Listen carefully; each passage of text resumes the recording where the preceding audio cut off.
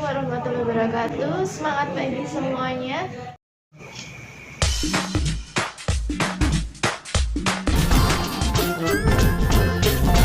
Welcome back to my YouTube channel.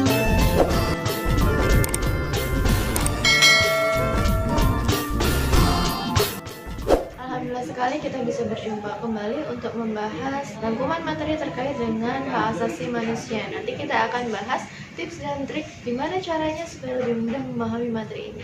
Yuk perhatikan satu persatu. Untuk yang pertama, kita akan membahas mengenai perbedaan antara hak dan kewajiban. Ya, karena kalau pengertian ini kalian sudah bisa memahaminya, otomatis nanti akan lebih mudah membedakan antara hak asasi manusia dengan kewajiban asasi manusia. Hak di sini diartikan sebagai segala sesuatu yang kalian peroleh, ya. Sedangkan untuk kewajiban itu artinya segala sesuatu yang harus kalian jalankan dengan penuh tanggung jawab. Ini merupakan pengertian antara hak dan kewajibannya. Kalau antara hak dan kewajibannya kalian sudah mampu memahaminya, barulah nanti kita akan membahas mengenai hak asasi manusia dan kewajiban asasi manusia. Yuk kita mulai masuk ke pembahasan yang kedua.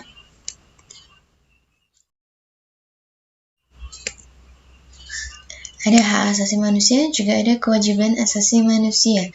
Yang perlu kalian garis bawahi di sini, hak asasi manusia itu hak yang melekat pada setiap orang, ya, tanpa memandang suku, agama, ras, antar golongan, atau bahkan status kewarganegaraannya. Ya, di sini sudah dimiliki setiap orang sejak lahir karena kedudukannya sebagai makhluk Tuhan yang Maha Esa. Nah, sedangkan untuk kewajiban asasi manusia, ini artinya segala sesuatu yang harus kalian lakukan dengan penuh tanggung jawab, karena kalau tidak dilakukan dengan penuh tanggung jawab, ini tidak memungkinkan pelaksanaan hak asasi manusianya yang maksimal. Kewajiban asasi manusia di sini diartikan sebagai segala sesuatu yang harus kalian lakukan karena kedudukannya kalian sebagai manusia, yakni makhluk Tuhan yang Maha Esa.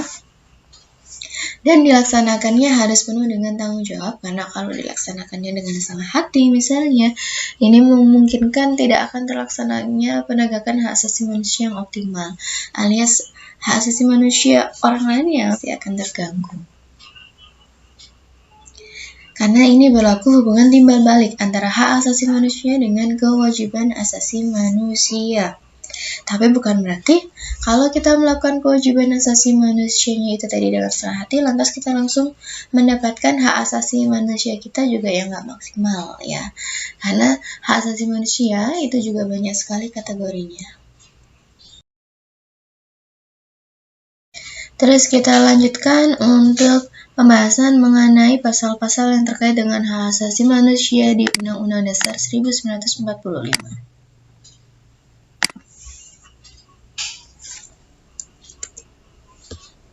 Di sini ada ringkasannya pasal 28A sampai dengan pasal 28J.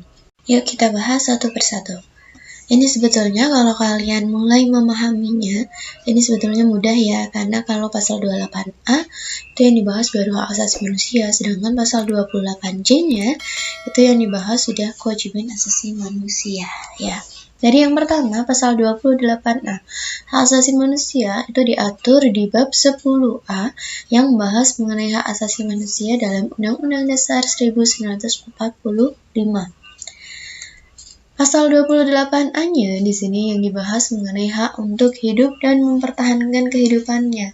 Hak mendasar, ya, hak yang paling mendasar yang dimiliki oleh setiap orang. Itu yang pertama jelas hak hidup, ya. Yang kedua, ini diatur di pasal 28B, ada 2 ayat, ya. Ayat yang pertamanya, setelah kalian memperoleh hak hidup di pasal 28A, ayat yang pertama di pasal 28B di sini mengatur hak untuk berkeluarga. Nah, ayat keduanya ini hak untuk kelangsungan hidup, tumbuh, dan berkembang. Jadi ini lebih ke arah hak di bidang sosial budayanya. Dan selanjutnya di pasal 28C ada 2 ayat ya. Ayat pertama ini hak untuk mengembangkan diri. Ayat yang kedua hak untuk memajukan diri. Ini juga masih sama kategorinya hak di bidang sosial budaya. Tapi nanti silahkan kalian cermati di Undang-Undang Dasar 1945 karena yang saya tuliskan di sini hanya inti dari masing-masing pasal ya. Untuk lebih jelasnya, lebih rincinya bisa kalian baca sendiri di Undang-Undang Dasar 1945. Tapi jangan langsung pada syok ya, karena isi pasalnya itu pasti banyak sekali ya. Ini intinya aja, kata kuncinya aja supaya kalian lebih mudah memahaminya. Dan di pasal 28D ini juga masih sama, ada hak di bidang sosial budaya, ada juga hak di bidang hukum ya. Ini lebih condongnya sih ke arah hukumnya karena di pasal 28D ayat pertamanya di sini ada hak atas pengakuan, jaminan, perlindungan dan kepastian hukum. Nah, terus yang di ayat ketiganya ada hak untuk memperoleh kesempatan yang sama dalam pemerintahan. Yang terakhir ayat keempatnya hak atas status kewarganegaraan. Jadi kalau dulu di kelas 10 kita pernah mempelajari mengenai warga negara ya. Ada di pasal 26. Di situ kan kita membedakan antara warga negara Indonesia dan warga negara asing. Begitu pula asas-asas yang terdapat di Indonesia. Ada asas apatrid di mana seorang warga negara dinyatakan tidak memiliki kewarganegaraan. Nah, kalau ada kasus yang demikian, ini sedangkan di pasal 28-nya ditekankan bahwa setiap orang itu memiliki hak atas status kewarganegaraan, di mana ini merupakan bagian dari hak asasi manusia. Berarti sudah sepatutnya negara untuk ikut membantu mengurus status kewarganegaraan seseorang. Kalau ada kasus yang apatrid kayak gitu ya, karena ini merupakan hak harus didapatkan setiap orang ya, tanpa memandang suku, agama, ras ataupun antar golongan ataupun status kewarganegaraannya. Nah, kemudian di pasal 28E ini masih sama, hak di bidang sosial budaya, ada kaitannya dengan memperoleh agama, atau juga ada kaitannya dengan kebebasan berserikat, berkumpul, dan mengeluarkan pendapat.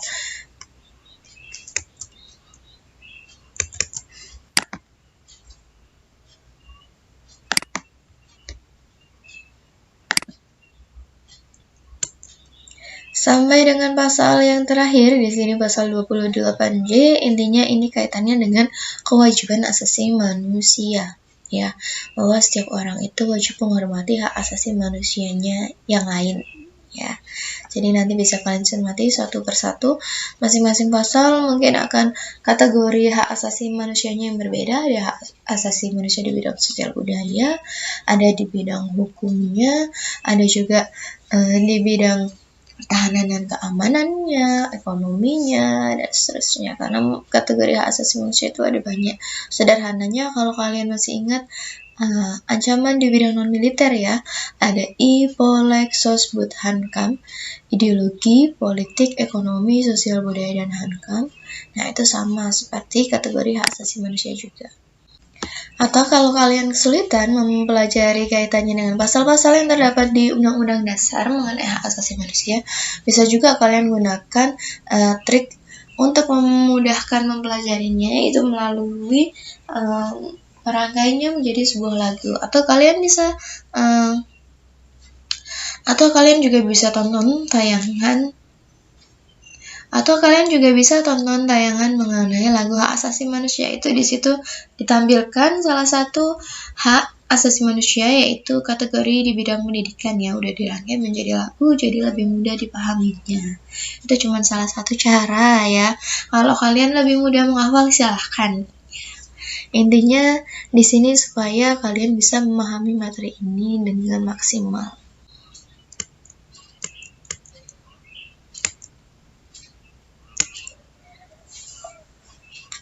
Untuk kaitannya dengan kedudukan Pancasila dan Undang-Undang Dasar, ini saya yakin semuanya udah fasih ya di luar kepala. Kalau Pancasila itu sebagai landasan ideal, Undang-Undang Dasar itu sebagai landasan konstitusionalnya Ya, ingat aja di UUD kontes.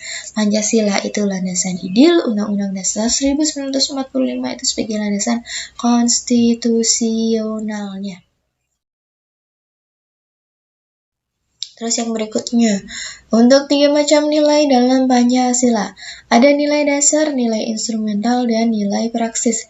Cukup kalian ingat ya, alurnya itu nilai dasar terlebih dahulu, baru nilai instrumental, baru nilai praksis. Karena ini akan memudahkan nanti pemahaman kalian.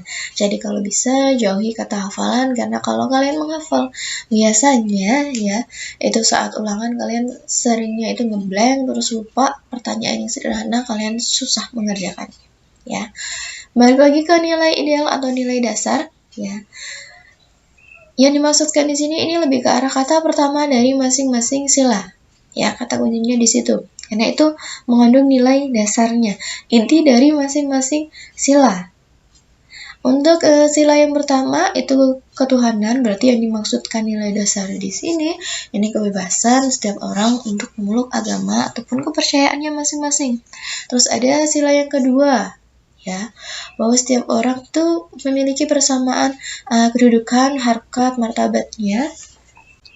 Untuk sila ketiganya itu ada persatuan, berarti yang ditekankan lebih ke arah sikap untuk menjaga persatuan itu sendiri, ya, cinta tanah airnya. Terus sila yang keempat itu penekanannya pada kerakyatannya, yaitu artinya bahwa setiap proses demokrasi yang berlangsung di Indonesia itu ditujukan untuk kepentingan rakyat itu sendiri, untuk kesejahteraan rakyatnya. Terus yang terakhir, sila kelima, keadilannya. Berarti perilaku kita menganggap semua orang itu sama, ya, harus memperlakukan orang lain sama secara adil. Ini lebih ke arah keadilan di bidang sosialnya. Terus yang kedua ada nilai instrumental.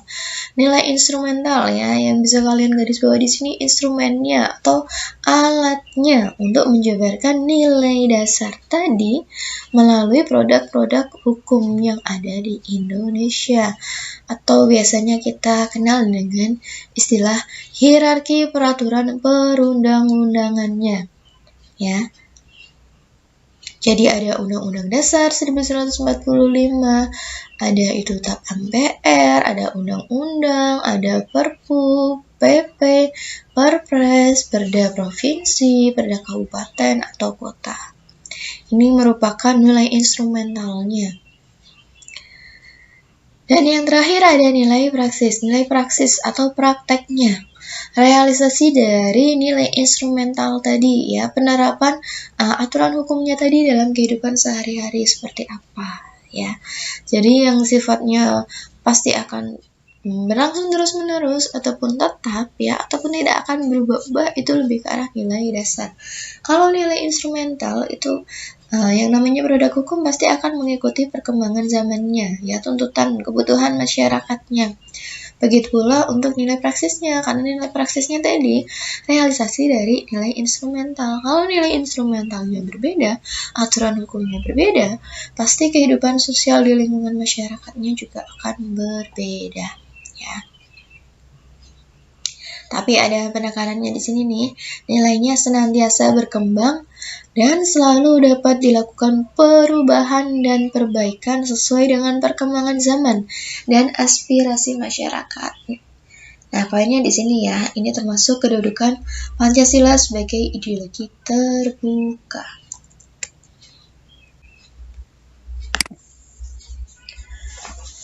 Lalu yang berikutnya di sini ada hak asasi manusia. Ya, peraturan mengenai hak asasi manusia di Indonesia baru diatur pada tahun 1999, yakni di dalam Undang-Undang Republik Indonesia Nomor 39 Tahun 1999. Jadi Indonesia merdeka itu di tahun 1945, ya. Tapi aturan mengenai hak asasi manusianya atau lebih rincinya mengenai undang-undangnya tersendiri itu baru diatur pada tahun 1999. Sekalipun di Undang-Undang Dasar itu juga sudah dijelaskan bahwa kemerdekaan ialah hak segala bangsa. Ya, jadi benih-benih hak asasi manusia itu sudah diatur mulai dari undang-undang dasarnya. Ya, tapi kita butuh yang namanya produk hukum supaya dalam kehidupan masyarakatnya itu tadi penegakan hak asasi manusianya bisa lebih tegas lagi. Nah, sedangkan untuk pengadilan hak asasi manusianya itu juga baru diatur 1 tahun kemudian, yakni pada tahun 2000 melalui Undang-Undang Nomor 26 Tahun 2000. Nah, kalau ada pertanyaan, gimana menyelesaikan kasus pelanggaran hak asasi manusia yang terjadi sebelum tahun 2000? Ya, ada solusinya di sini. Kita mengenal istilah pengadilan ad hoc dan pengadilan hak asasi manusia. Untuk pengadilan ad hoc-nya itu akan menyelesaikan perkara pelanggaran hak asasi manusia yang terjadi sebelum tahun 2000. Ya. Sedangkan untuk setelah tahun 2000 itu ada pengadilan hak asasi manusia. Lalu pembahasan yang terakhir kita sedikit mengulang dari konsep yang pertama tadi ya. Ada hak asasi manusia. Supaya kalian bisa lebih mudah memahaminya, di sini sudah saya upload materinya ya, bisa kalian kunjungi website ini mengenai materi hak asasi manusia ya. Di sini sudah saya sediakan PowerPoint-nya dan materi perbedaan antara hak asasi manusia dengan hak warga negara supaya kalian lebih mudah memahaminya. Yuk kita bahas satu persatu. Nah, di sini ada materi mengenai perbedaan hak asasi manusia dengan hak warga negara supaya kalian nanti bisa lebih mudah memahami makna hak asasi manusia itu sendiri.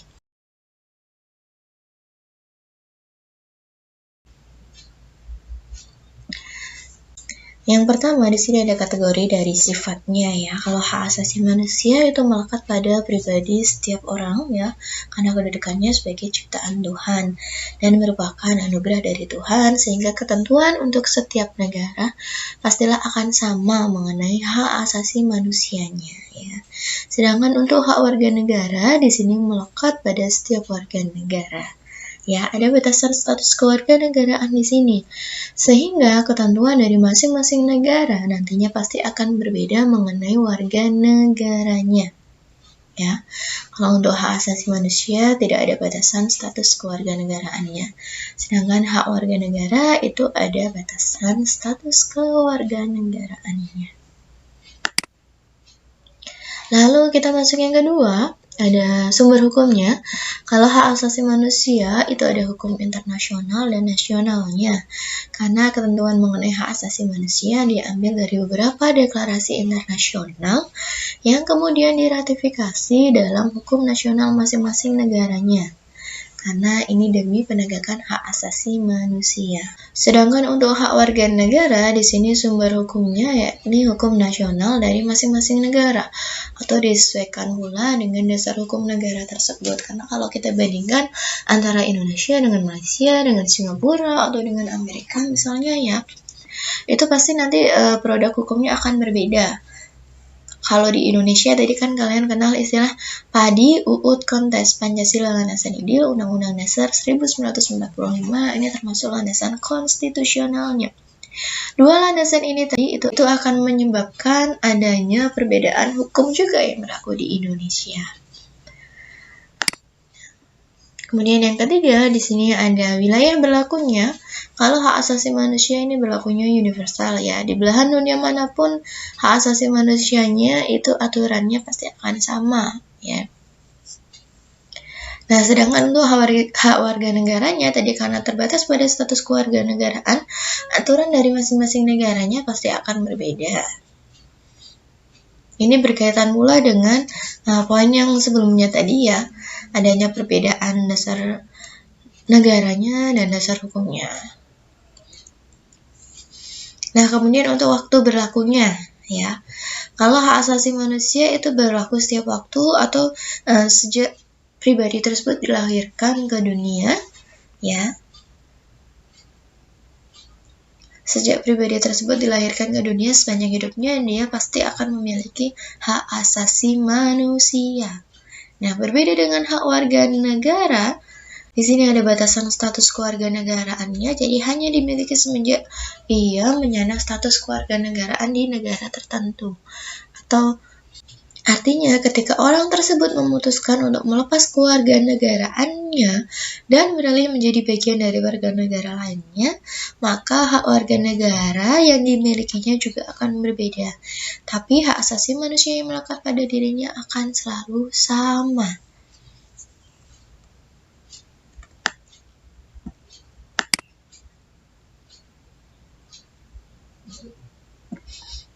Nah, cakupan materinya, hak asasi manusia itu mengatur hal yang sifatnya sangat mendasar bagi kehidupan setiap insan.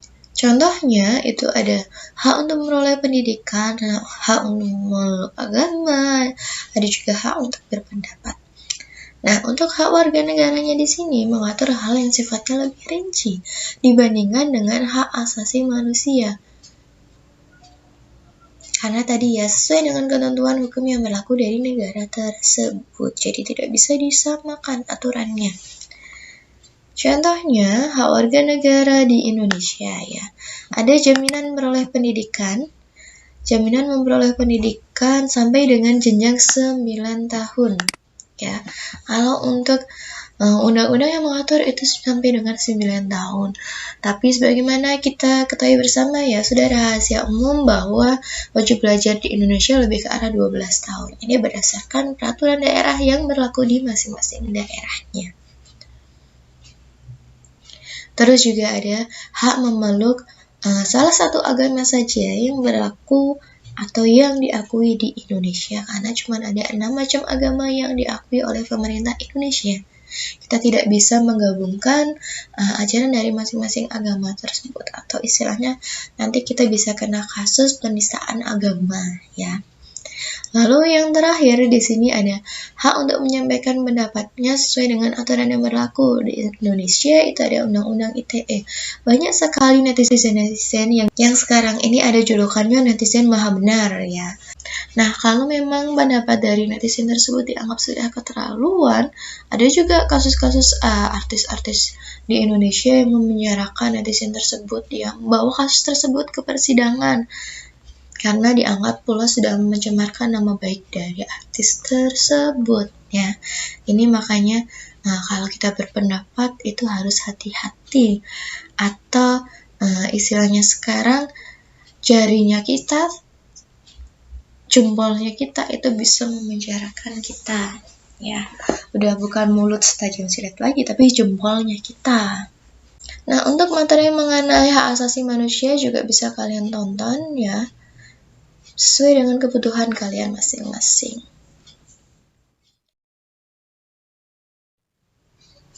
Yang berikutnya di sini ada penyebab pelanggaran hak asasi manusia. Ada 2 penyebab, yaitu faktor internal dan faktor eksternal. Faktor internal yang dimaksudkan di sini itu penyebabnya berasal dari dalam individunya masing-masing. Sedangkan faktor eksternalnya itu berarti ada faktor lain selain dari dalam individu tersebut ya. Coba kita cek satu persatu. Untuk faktor internalnya, di sini ada sikap egois atau terlalu mementingkan diri sendiri, rendahnya kesadaran hak asasi manusia, dan ketiadaan sikap toleransi satu sama lainnya. Jadi ini termasuk faktor yang internal yang berasal dari dalam individu tersebut. Kenapa dia mau melanggar hak asasi manusia? Padahal sebagaimana kita ketahui bersama bahwa setiap orang itu memiliki kewajiban asasi manusia. Ya, yaitu kita harus menghormati hak asasi manusia yang lainnya, atau sebagaimana yang tertera dalam pasal 28J Undang-Undang Dasar 1945. Tapi kenapa individu tersebut mau melanggar hak asasi manusia? Pasti itu kan ada faktor-faktor yang menyebabkan dia melakukan hal tersebut. Bisa dari dalam dirinya masing-masing, atau bisa juga dari luar, atau istilahnya faktor eksternal. Faktor eksternal contohnya penyalahgunaan kekuasaan ya. Banyak sekali kasus yang melibatkan pejabat negara kita, di mana mereka menyalahgunakan kekuasaannya, mereka melanggar hak asasi manusia, atau misalnya melakukan kekerasan kepada bawahannya. Terus ini juga ada ketidaktegasan aparat penegak hukum. Jadi aparat penegak hukumnya kita tuh kurang jelas. Atau biasanya juga banyak kasus yang seringkali kita menyimpulkan bahwa hukum itu tajam ke bawah tapi tumpul ke atas, bagaimana mata pisau lah ya. Itu juga banyak kasus-kasusnya, tapi kita juga jangan langsung mudah terprovokasi oleh berita-berita di luar sana, karena hakim itu dalam memberikan vonisnya pasti juga ada pertimbangan tertentu ya. Bisa jadi itu semua dimanfaatkan oleh media kita hanya karena supaya masyarakat tertarik untuk menyimak, untuk membaca, untuk memperhatikan berita tersebut. Jadi seringkali itu judulnya itu nggak sesuai dengan beritanya. Jadi kita jangan langsung mudah terprovokasi ya. Kita harus kritis terlebih dahulu berita tersebut betul atau tidak. Ini juga ada penyalahgunaan teknologi ya, contohnya tadi seperti yang netizen itulah ya, netizen maha benar menyalahgunakan teknologinya, melanggar beberapa hak asasi manusia. Terus di sini yang terakhir ada kesenjangan sosial dan ekonomi yang tinggi. Karena biasanya karena adanya perbedaan status sosial atau perbedaan ekonomi seseorang, itu biasanya nanti menyebabkan kita melanggar hak asasi manusia, atau contohnya perilaku pembegalan lah ya. Biasanya ada dorongan dari ekonominya mereka ya, ada kebutuhan. Jadi mereka manfaatkan segala cara.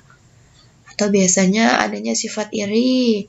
Ini yang seringkali mudah untuk memancing kejahatan. Itu biasanya kalau ada beberapa orang ya upload, misal beli tas baru, beli HP baru, dia upload di statusnya, jadi status ini biasanya kan mancing rasa iri, rasa dengki dari orang lain, dan ini nanti bisa memicu tindak kejahatan hukum ya. Semoga pembahasan mengenai hak asasi manusia tadi bisa mempermudah kalian dalam memahami hak asasi manusia dan memperluas wawasan kalian.